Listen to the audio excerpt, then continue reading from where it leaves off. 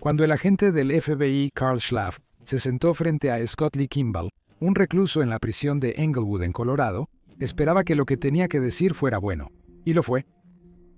Kimball le reveló a Schlaff detalles sobre un complot de asesinato que su compañero de celda estaba planeando. Pero Kimball tenía más información para compartir, y antes de que pasara mucho tiempo, estaba pidiendo convertirse en un informante del FBI. Schlaff no creyó que algo pudiera fallar. Kimball estaba en prisión por varios cargos de fraude, pero nada violento, y afirmó que quería enderezar su vida. Para Schlaff, esto parecía una gran oportunidad. Pero todo salió mal. En 2003 y 2004, Kimball asesinó a 4 personas. Fue condenado a 70 años tras las rejas en 2009. ¿Pero quién era Scott Lee Kimball? ¿Y cómo logró el asesino en serie convertirse en un informante del FBI? En este documental buscamos explorar estas preguntas y más mientras examinamos el caso de Scott Lee Kimball, el informante del FBI que era un asesino en serie.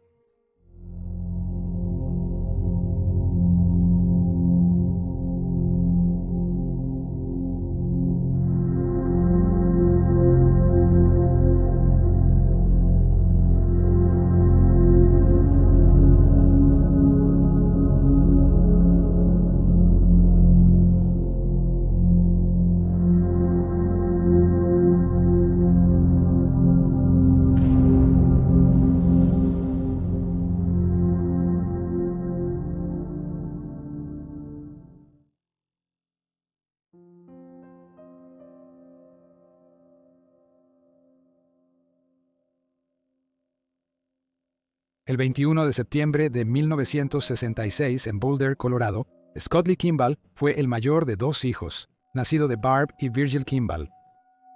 En 1976, cuando tenía 10 años, los padres de Kimball se divorciaron después de que su madre, Barb, se dio cuenta de que tenía sentimientos por otra mujer. Su padre, Virgil, se mudó de estado y se casó nuevamente. Según informes, Kimball quedó devastado por el deterioro del matrimonio de sus padres, y su comportamiento empeoró como resultado. Semanas después del anuncio de separación de sus padres, la policía acudió a su casa cuando los vecinos reportaron que disparaba un arma por la ventana, impactando otras viviendas. Kimball logró obtener una de las armas de fuego de su padre. El oficial que respondió a los informes declaró más tarde que ese día sabía que iba a ser un puñado.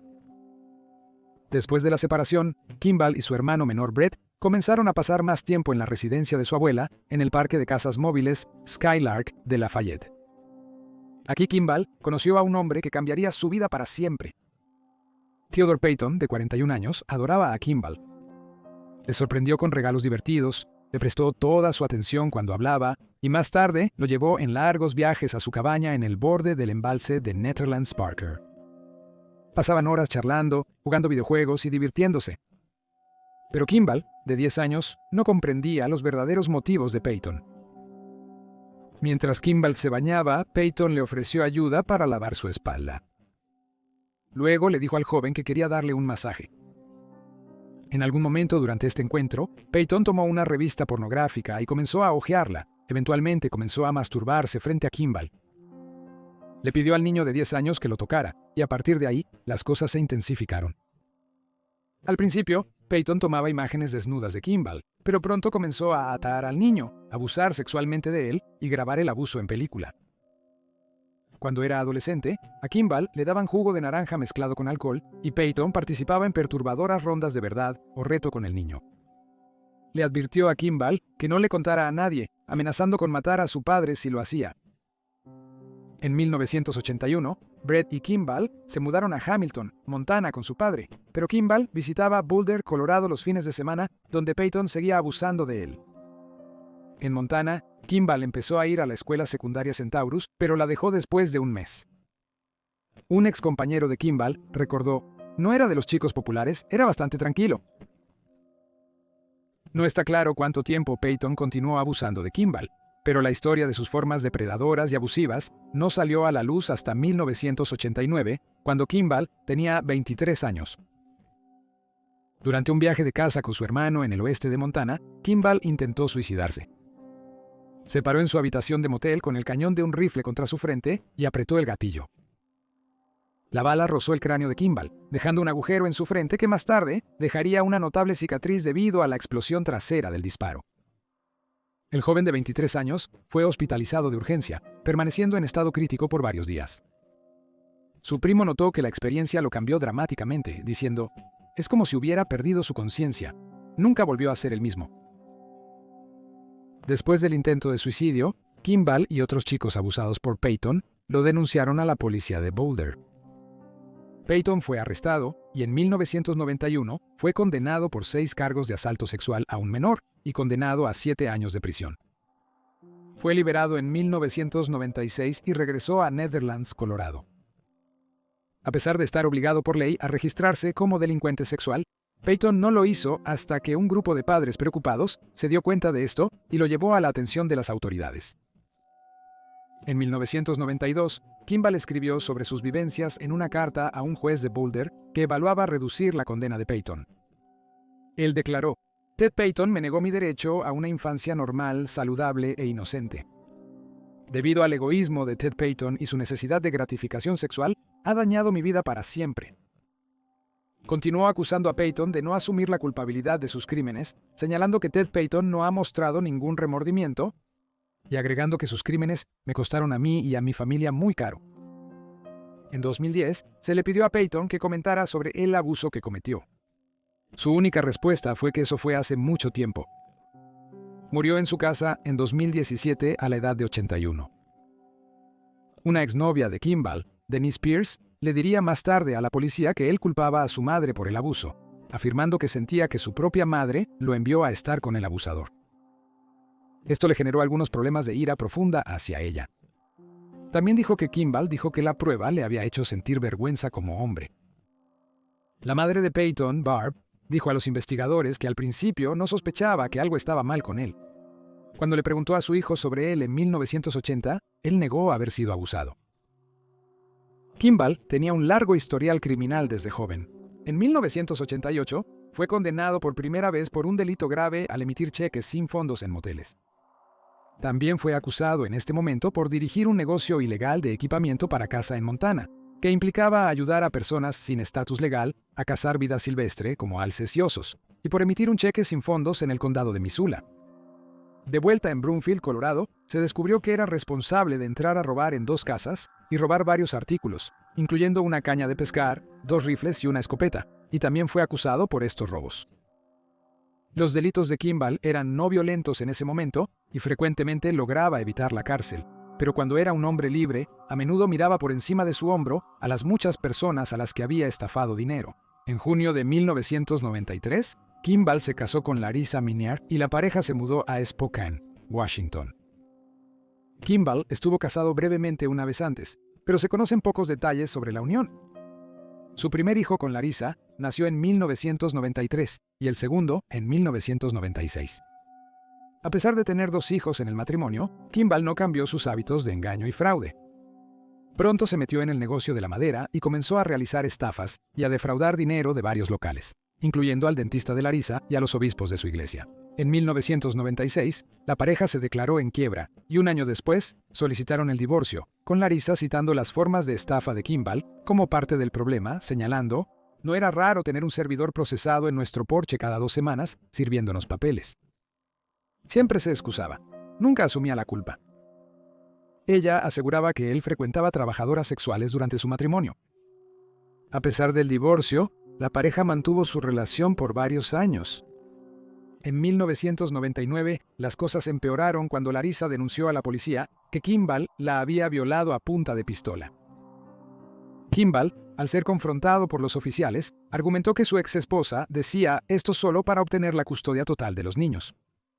Posteriormente, Larissa no pasó una prueba de polígrafo y la policía decidió no acusarla.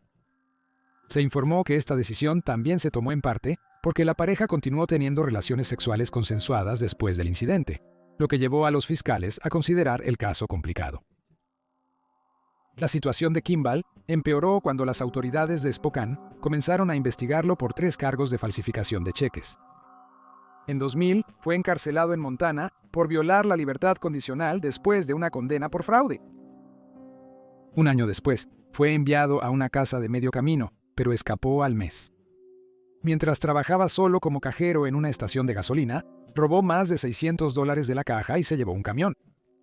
Larissa alegó que durante su tiempo en fuga, él regresó a Washington, donde irrumpió en su casa, la secuestró y la violó. Posteriormente, la policía de Spokane ordenó su arresto. Kimball viajó a Alaska y se hizo pasar por su hermano menor por un tiempo. Se comprometió con otra mujer y continuó su carrera en el fraude, escribiendo cheques falsificados que pronto lo llevarían a ser arrestado. Las autoridades atraparon a Kimball mientras se hospedaba en un hotel con su prometida. Recuperó más de $11,000 en billetes de $100 de la escena del crimen. Pronto fue condenado.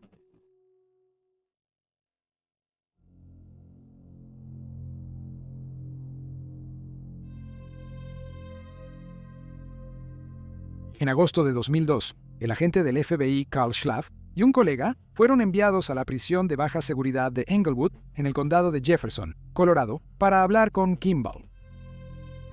Según informes, Schlaff tenía experiencia. Pasó 10 años trabajando en casos de drogas de bajo nivel en Denver antes de ser trasladado a crimen organizado y posteriormente al escuadrón de crímenes violentos. Estaba insatisfecho con la tarea asignada debido a su experiencia. Este tipo de reunión no era para agentes veteranos, pensó. En Englewood, Schlaff conoció a Kimball, de 36 años, quien le informó que su compañero de celda, Steve Ennis, había mencionado contratar a alguien para asesinar a los testigos que iban a declarar contra él sobre su red de distribución de éxtasis. Después, Kimball se ofreció como informante del FBI. Es notable que esta no fue la primera vez que Kimball informaba sobre sus compañeros de celda. Fue inicialmente encarcelado en Alaska, después de que fue arrestado allí en el año 2001, e informó al FBI en ese entonces que su compañero de celda en ese momento, Arnold Flowers, había discutido ordenar un golpe a un juez federal, fiscal y varios testigos. En 2002, Flowers y su novia fueron acusados de asesinato por encargo, manipulación de testigos e intento de asesinato a funcionarios federales. Kimball también había dicho al FBI en este momento que un prisionero llamado Jeremiah Jones había presumido sobre el asesinato de Tom Wales. Wales era un fiscal adjunto de los Estados Unidos que fue asesinado en su hogar en octubre de 2001. Cuando las autoridades iniciaron la investigación a Jones, trasladaron a Kimball a Colorado para protegerlo. Tras reunirse con Schlaff en Englewood, Kimball fue reactivado rápidamente como informante, siendo Schlaff su controlador. El manejo de Kimball como informante ha sido muy criticado hoy en día, pero en 2002 los investigadores no indagaban tanto en la historia de un informante. En aquel entonces, el FBI desconocía las acusaciones que la ex esposa de Kimball había hecho contra él en 1999, en parte porque nunca fue acusado, pero probablemente también porque las agencias de aplicación de la ley no solían comunicarse muy bien entre sí. Asimismo, no existían registros de los cargos presentados por la policía de Spokane contra Kimball en 2001 por el secuestro y violación de Larissa. Los cargos se retiraron cuando se volvió informante del FBI. Jordan Michael Smith, quien escribió un artículo sobre Kimball para la revista Alta Vista, ha señalado que el FBI dijo que no solicitó que se retiraran los cargos. Dado que no tenía antecedentes de delitos violentos, Kimball parecía un testigo decente y creíble. Schlaff ideó un plan. Kimball se ofrecería como sicario de su compañero de celda, Steve Ennis, cuando saliera de prisión, y el FBI acusaría a Ennis al intentar ordenar el golpe. Kimball fue liberado el 18 de diciembre de 2002, con las autoridades persuadiendo a un juez para liberarlo bajo una fianza no garantizada de $10,000. Un abogado del condado de Lewis y Clark quería procesar a Kimball por robo y por huir a Alaska. Recordó estar horrorizado por la decisión de liberarlo de prisión, declarando: «Estaba extremadamente enojado de que la oficina hubiera esencialmente ignorado mi solicitud de extradición. Nunca me contactaron. Simplemente lo dejaron en la calle en Colorado». Después de su liberación, Kimball se mudó con su madre y su pareja Kay, quienes residían en Denver. Luego, Larissa se mudó a Colorado para que su exmarido pudiera ver a sus 2 hijos, aunque aún se notaba que le temía. Para llegar a fin de mes, Kimball comenzó a invertir en bienes raíces y estableció Rocky Mountain All Nature Beef Company, un negocio de distribución de carne orgánica. Recibió una inversión de $15,000 de Barb y $50,000 de su hermano, Brett. En marzo de 2003, Kimball se declaró culpable de los cargos de fraude en Alaska, presentados antes de su liberación de prisión en Colorado. Como parte de su libertad, se le requirió asistir a la audiencia judicial en Denver para esperar una sentencia adicional. Al día siguiente, el 11 de marzo, voló a Seattle para reunirse con Jeremiah Jones, quien presuntamente confesó el asesinato de Tom Wales, asistente del fiscal de Estados Unidos. Los planes del FBI eran que Kimball comprara un arma a Jones recién liberado de prisión y lo hiciera hablar sobre el asesinato. Pero una fuente anónima reveló más tarde en un artículo para The Atavist que las cosas no salieron según lo planeado. Kimball no utilizó los puntos de conversación que le dieron las autoridades, y Jones parecía como si no supiera quién era Kimball. ¿Por qué un hombre que apenas conocía la existencia de Kimball, que parecía no haber hablado nunca con él antes, confesaría un asesinato sin resolver y de muy alto perfil frente a él? Los investigadores de Seattle encontraron esto extraño y especularon que Kimball lo había inventado todo. Una prueba de polígrafo indicó que mentía sobre la confesión del asesinato de Jones. Luego lo trasladaron a Colorado. Se informó que los agentes del FBI de Seattle estaban furiosos con el resultado. Durante su tiempo como informante del FBI, a Kimball se le dieron $50,000. Además, el FBI le ayudó a evitar enfrentar cargos con repercusiones mucho mayores. Por fraude con cheques, podría haber pasado 10 años en prisión. Luego, enviaron un email a Schlaf cuestionando su credibilidad. Schlaf también se enfadó, pero no con Kimball. Le dijo a la gente que debería haberle llamado para compartir sus preocupaciones sobre el estafador, ya que cualquier escrito del FBI podría ser entregado a la defensa durante el descubrimiento. Expresó que el email podría desacreditar a Kimball como testigo y reiteró su confianza en el delincuente convicto.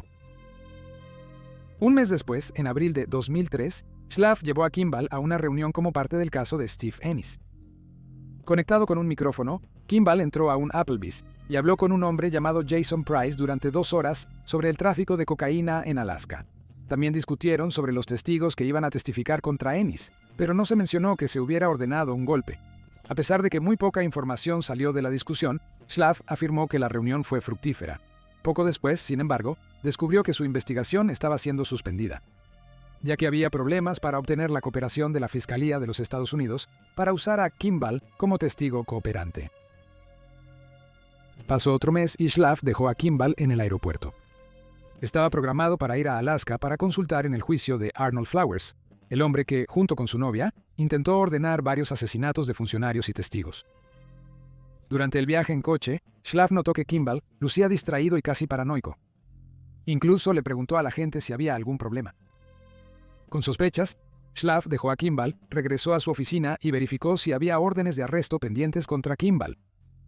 Se había emitido una en Spokane para su arresto, aunque no se anotaron los cargos. Tras volver de Alaska, un furioso Schlaf ordenó el arresto de Kimball. Aunque la orden de arresto solo era por una violación menor de su libertad condicional, Schlaf informó a Kimball que ya no sería utilizado como informante. Entonces Kimball soltó una bomba. Había escuchado a Jason Price confesar el asesinato de Jennifer Markham.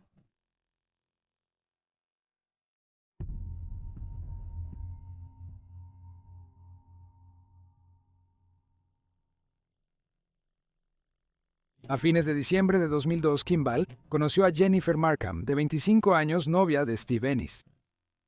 Jennifer, originaria de Illinois, abandonó la secundaria, se casó y divorció una vez, y tiene un hijo pequeño. Schlaf había permitido que Kimball conociera a Jennifer, pero poco después Kimball comenzó a verla por su cuenta, sin autorización del FBI. Como se esperaba, Kimball no fue sincero con el joven sobre sí mismo. Afirmó ser dueño de una cadena de cafeterías en Seattle y le ofreció trabajo en una de ellas. Esto emocionó a Jennifer, quien había comenzado a bailar de forma exótica para mantenerse a sí misma y a su hijo.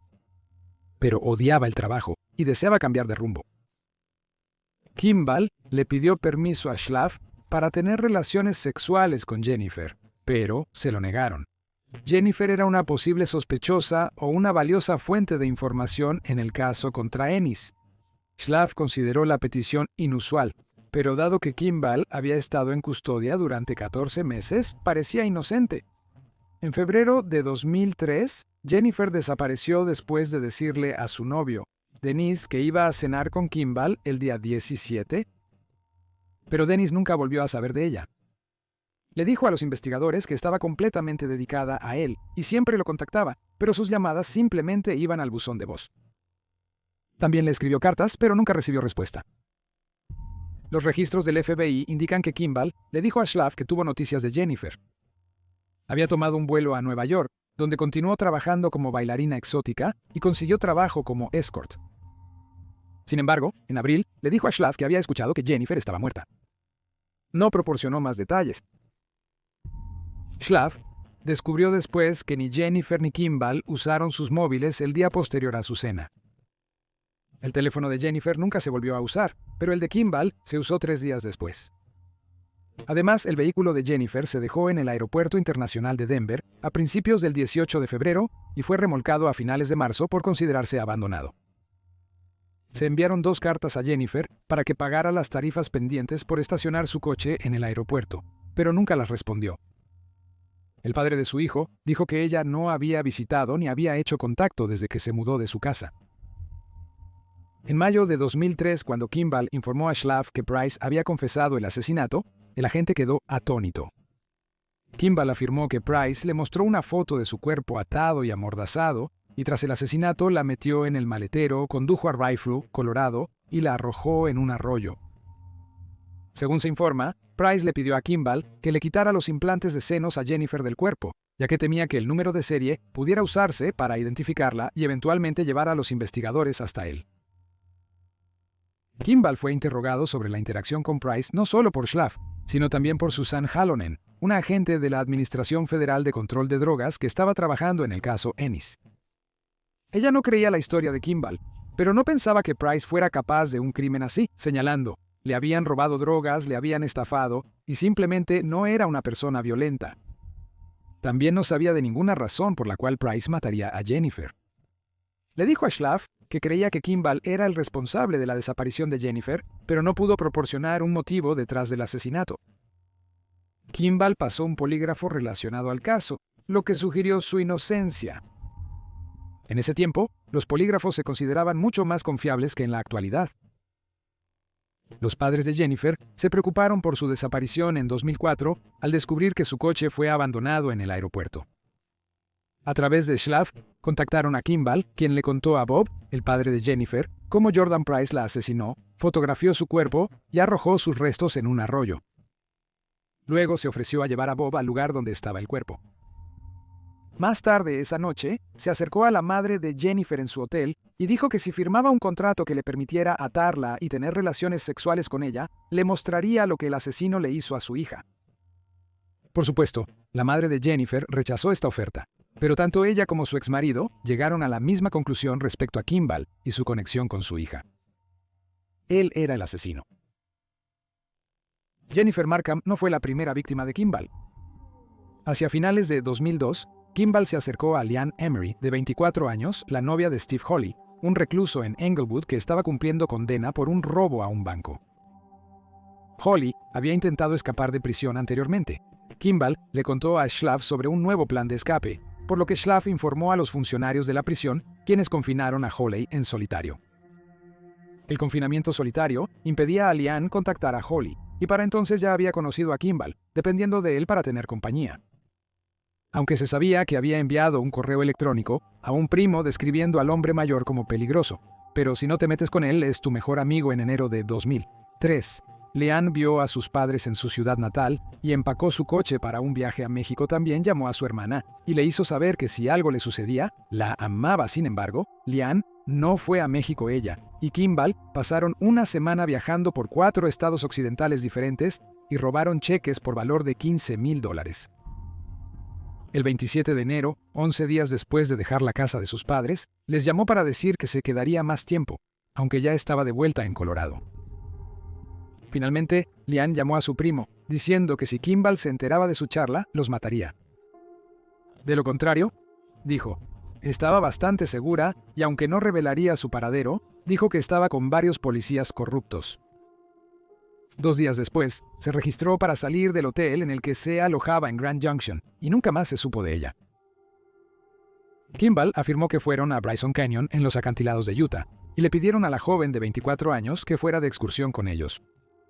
Ella aceptó, y al final del cañón, él le disparó en la cabeza con una pistola adquirida días antes. Su coche fue localizado a principios de febrero en la ciudad de Moab, Utah, a 40 millas de Grand Junction. Para entonces, su novio, Holly, se había preocupado por su falta de contacto y había escrito a sus padres, quienes le dijeron que tampoco la habían visto ni oído de ella. Sus padres luego revisaron sus registros de tarjeta de crédito y rastrearon sus movimientos, descubriendo que nunca fue a México y que volvió a Colorado el 27. Los primos de Leanne compartieron sus correos con sus padres, pero ella nunca identificó a Kimball por su nombre y Holly se negó por temor a herir a la familia. La policía local se mostró reacia a asumir el caso, en parte porque creían que Leanne era una mujer adulta que se había ido por su propia elección, pero en parte sentía la familia debido a su origen. Leanne era hija de padres divorciados y había sido diagnosticada con trastorno bipolar. Como Jennifer era bailarina exótica cuando desapareció, la familia sentía que la policía veía a Leanne como inferior y no estaban interesados en investigar su desaparición, ni siquiera cuando sus padres descubrieron que alguien estaba usando la tarjeta de crédito de Leanne para hacer compras en California semanas después de que ella desapareciera.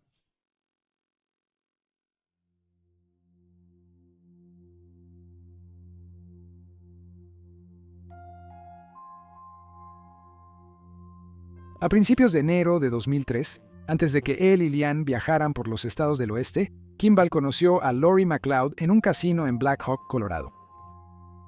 Kimball estaba allí con Barb, quien ahora sufría de esclerosis múltiple, y Lori se sintió atraída por la forma en que él parecía cuidarla profundamente. Poseía un toque suave y un tono sutil.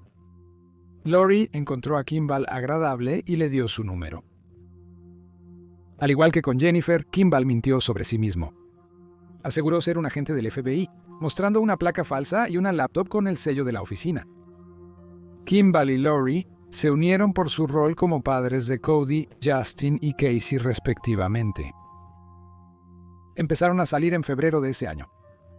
Acamparon, fueron a restaurantes elegantes y pasearon por parques nacionales.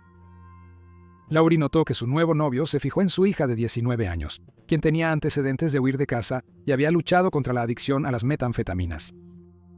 Sin embargo, en 2003 Casey intentaba comenzar de nuevo. Había hecho nuevos amigos, conseguido trabajo en Subway y se había desintoxicado. Lori recordó que él siempre le traía algo a Casey para asegurarse de que se sintiera incluida y no como una extraña. Lori informó que a veces veía a Kimball mirando a su hija de manera extraña, como si la estuviera examinando, pero confió en el hecho de que este hombre era miembro de la policía. Cuando debía ausentarse por trabajo, Lori no insistía en el asunto. Sabía que no siempre podía revelar lo que estaba haciendo o a dónde iba. Schlaff ordenó la detención de Kimball en mayo de 2003, cuando la pareja seguía junta y después de que él volvió de Alaska. Fue liberado el 20 de junio de 2003, ya que el FBI y un juez habían decidido intervenirlo telefónicamente para grabar a Price confesando el asesinato de Jennifer. Kimball justificó su arresto diciéndole a Lori que había sido parte de su tapadera como agente del FBI. En agosto de 2003, Casey, la hija de Lori, desapareció. No se presentó a su turno en Subway y su teléfono fue directamente al buzón de voz. Como habían estado con Leanne Emery, los investigadores no estaban interesados en su desaparición, alegando que era una adulta y había decidido irse por su propia voluntad. Cuando desapareció, Kimball supuestamente estaba de cacería. Eso fue lo que le dijo a Lori. Al regresar a casa unos días después, la tranquilizó, afirmando que Casey volvería pronto. En los días posteriores, Kimball halló el collar de Casey colgando del pomo de su puerta y luego notó la falta de un estuche de maquillaje en el cuarto de ella. Pese a todo, Lori no lograba quitarse la sensación de que algo andaba muy mal. El novio de Casey informó que la vio por última vez cuando Kimball la recogió para ir a trabajar, el día que ella no se presentó a su turno. Lori especuló que Kimball se comunicaba con su hija y conocía su paradero. Pero cuando ella lo confrontó acerca de lo que había visto el novio, Kimball le dijo que nada de eso había sucedido y acusó al novio de estar drogado. Lori recordó estar muy confundida por la información contradictoria que recibía. Kimball afirmaría después que Casey murió de una sobredosis tras proporcionarle metanfetaminas, alcohol y Oxycontin. Poco después de la desaparición de Casey, Kimball propuso matrimonio. Afirmó que esto facilitaría su ayuda en la búsqueda de Casey utilizando sus contactos en el FBI. Lowry, esperando que ayudaría a traer de vuelta a su hija, accedió. Se casaron en Las Vegas, en la capilla de autoservicio, y después se fueron de camping al área de Kremlin, Colorado. En diciembre de 2003, sin que Lowry lo supiera, Kimball compareció en la corte para finalmente ser condenado por su condena por fraude en Alaska. Teniendo en cuenta que Kimball había ayudado en los casos de Flowers Nennies y que Schlaf aún creía que Kimball podría ayudar a resolver el asesinato de Jennifer, el juez ordenó a Kimball pagar una multa de $5,000 y más de $8,000 en restitución a Wells Fargo, el banco que defraudó en Alaska. También se le dio 3 años de libertad condicional federal, lo que significaba que ya no podía trabajar como informante pagado para el FBI, pero aún podía ofrecer información voluntariamente.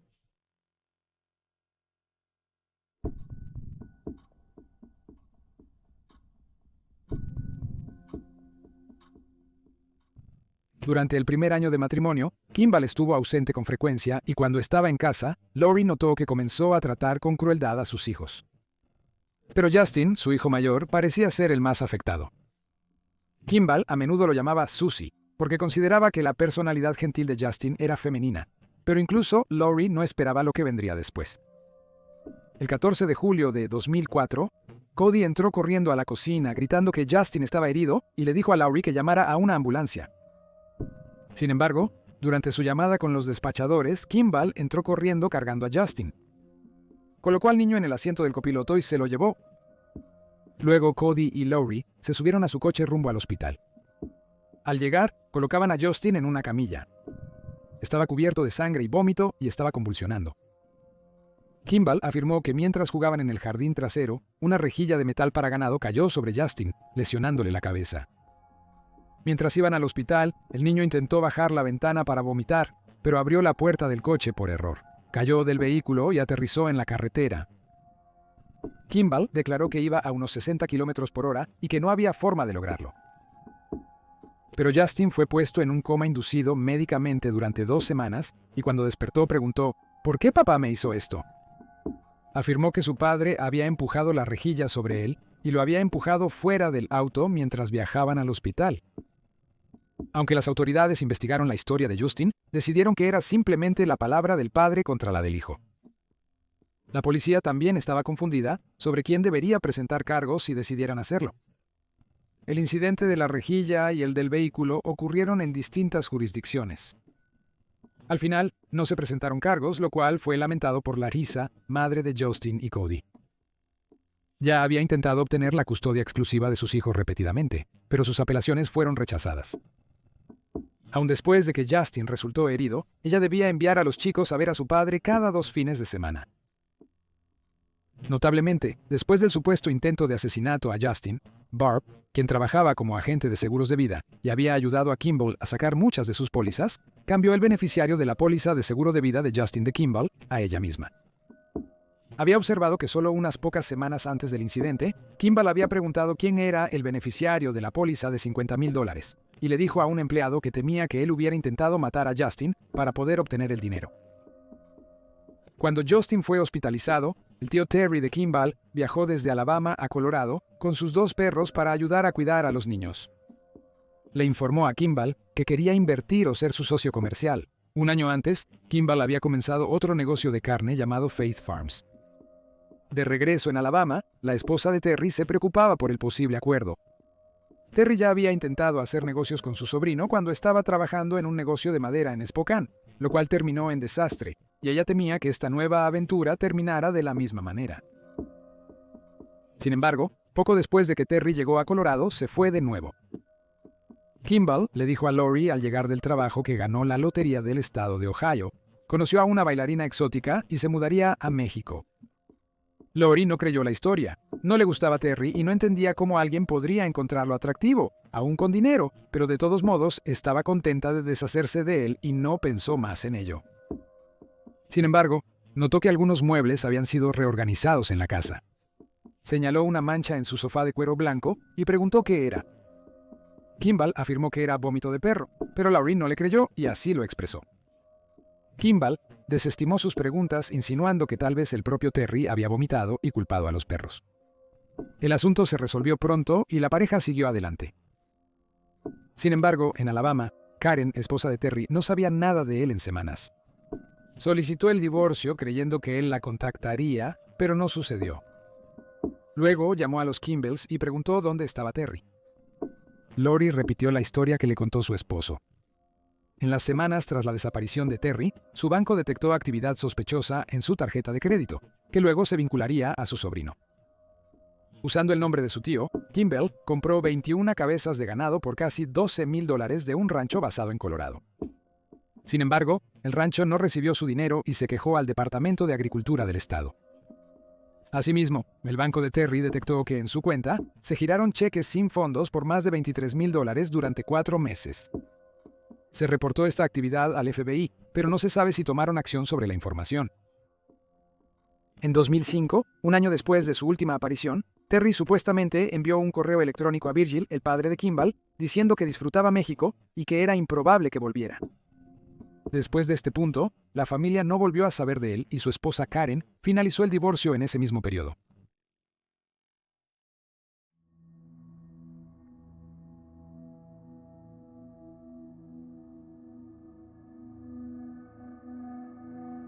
En enero de 2006, un gerente de banco en Lafayette informó que alguien había falsificado cheques por un valor de $83,000. Un detective que investigaba un fraude descubrió que los cheques se depositaron en una cuenta de un negocio de carnes propiedad de Kimball. La vigilancia del banco reveló que un hombre corpulento con barba de chivo, luego identificado como Kimball, realizó los depósitos. Los cheques usados fueron robados de un optometrista que guardaba sus documentos en un armario sin llave en su oficina, situada en el mismo edificio que un negocio de Kimball y la aseguradora de su madre. Más tarde, ese mes, el detective Gary Thatcher apareció en la puerta de Lori, pero ella desconocía el paradero de su esposo separado. Su matrimonio empezó a deteriorarse a finales de 2005 y ella estaba segura de que él tenía un romance con una mujer en California, ya que había empezado a visitar el estado con frecuencia, supuestamente por trabajo. Cuando se le preguntó a Laurie qué hacía Kimball para ganarse la vida, ella le dijo a Thatcher que era un agente del FBI con placa y todo. Laurie reveló que su hija había desaparecido 2 años y medio antes, y sospechaba que su esposo estaba involucrado, ya que se creía que él fue el último en verla con vida. Intrigado por lo que había aprendido sobre Casey y que Kimball posiblemente estaba suplantando a un agente del FBI, Thatcher comenzó a investigar a fondo la vida del convicto. El 8 de marzo, contactó al FBI y les informó lo que había escuchado sobre Kimball. Fue transferido para hablar con Schlaff, quien le dijo que era uno de sus informantes. Schlaff sabía que Casey estaba desaparecida, pero desconocía que Kimball posiblemente fue el último en verla con vida, o que él había ido a cazar cuando ella desapareció. Se dio cuenta de que había estado tan enfocado en la situación de Jennifer Markham que ni siquiera había pensado en cuestionar a Kimball sobre lo que sabía acerca de las otras desapariciones que lo rodeaban. Mientras tanto, Thatcher se enteraba del presunto intento de asesinato contra Justin. Él y Schlaff teorizaron que quizás Kimball era un asesino en serie. Thatcher y el agente del FBI Jonathan Grusing comenzaron a construir un caso contra Kimball. Más tarde le dijo a American Broadcasting Company News que nadie vio una imagen completa de quién era Scott Kimball. No fue hasta que comenzamos a mirar su historial criminal y a unir las cosas que pudimos ver que cada agencia individual no tenía idea de con qué estaban realmente lidiando. Se emitió una orden de arresto por violaciones de libertad condicional y el FBI rastreó a Kimball hasta Riverside, California, donde vivía con su nueva novia. El 14 de marzo, Kimball fue aprehendido tras una breve persecución en su camión y amenazar con suicidarse durante una llamada telefónica con Carl Schlaff.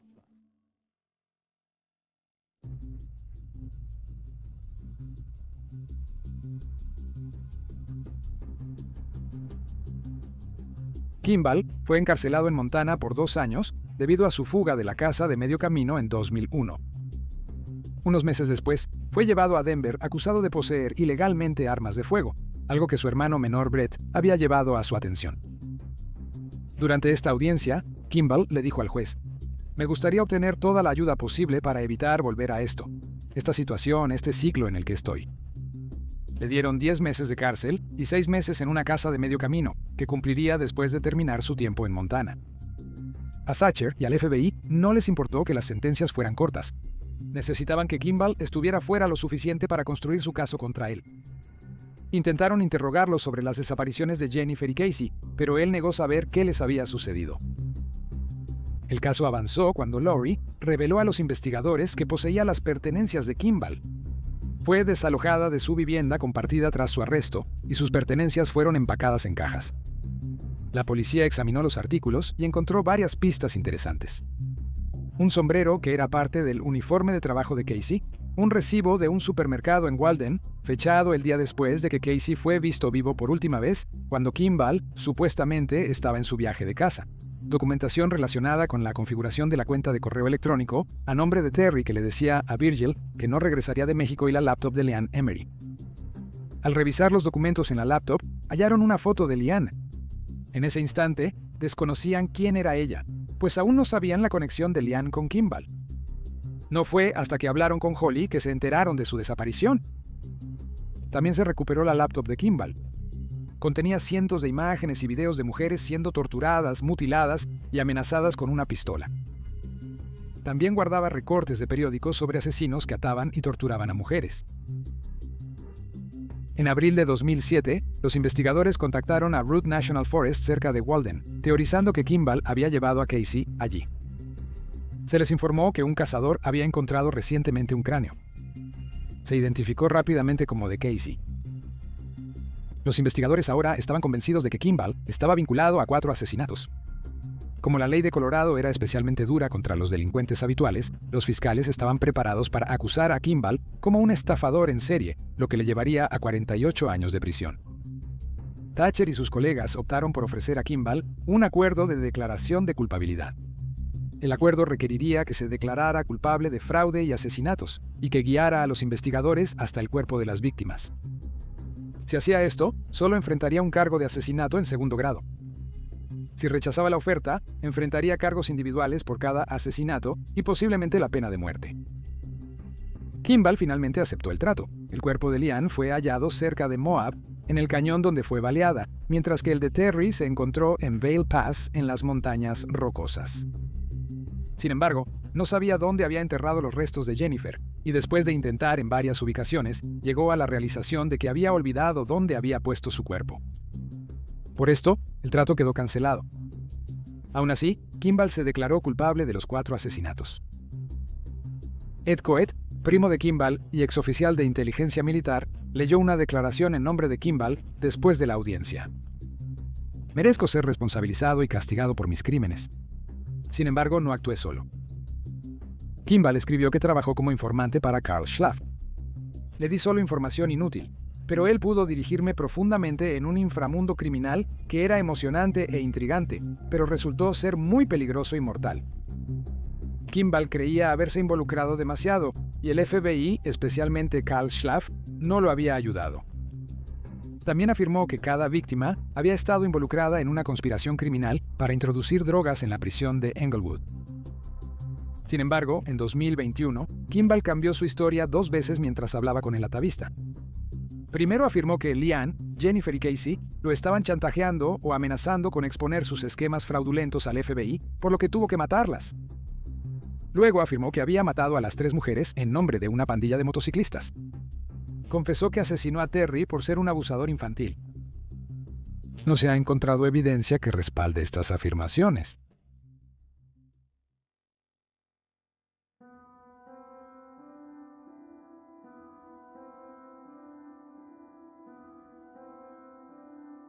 Tras la condena de Kimball, el FBI inició una investigación interna para determinar quién fue responsable del absoluto desastre que fue contratar y mantener a Kimball como informante, especialmente porque había sido acusado de varios delitos violentos en ese momento. Schlaff fue muy criticado por no descubrir las acusaciones contra Kimball, ni su interés en las trabajadoras sexuales y la pornografía de violación. Schlaff argumentó que las verificaciones de antecedentes de los posibles informantes generalmente no exploran estas áreas.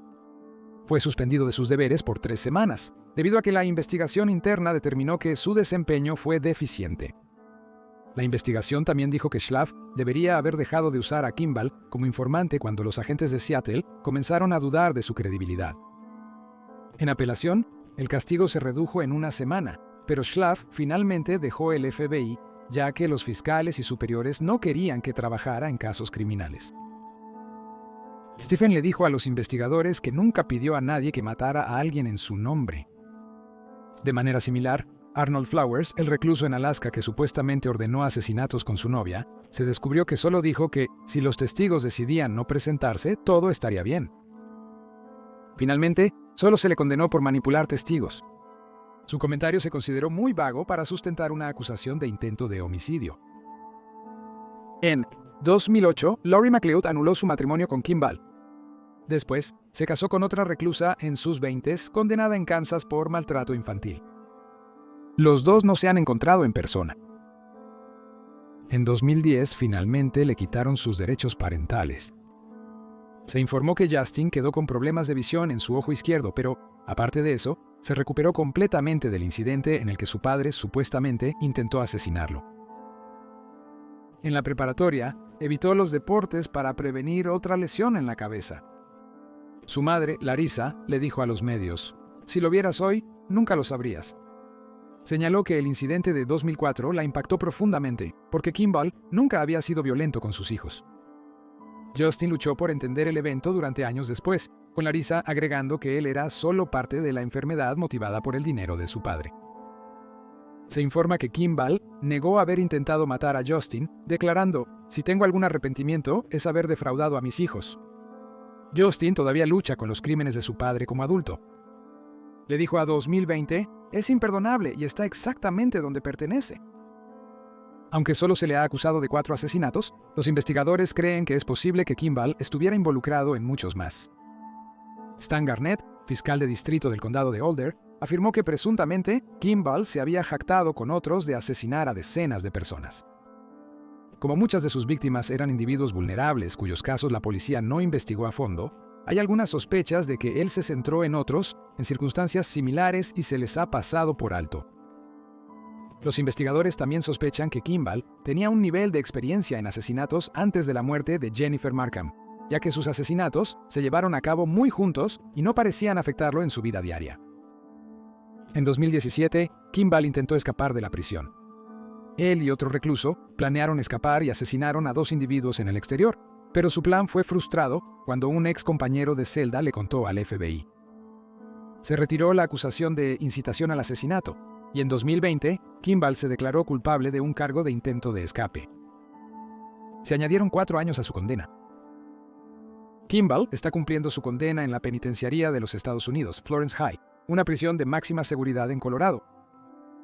Tiene 57 años. Fue condenado a 70 años tras las rejas después de declararse culpable de 4 cargos de asesinato en segundo grado y no será elegible para libertad condicional hasta el año 2054, para cuando estará en sus últimos 80 años.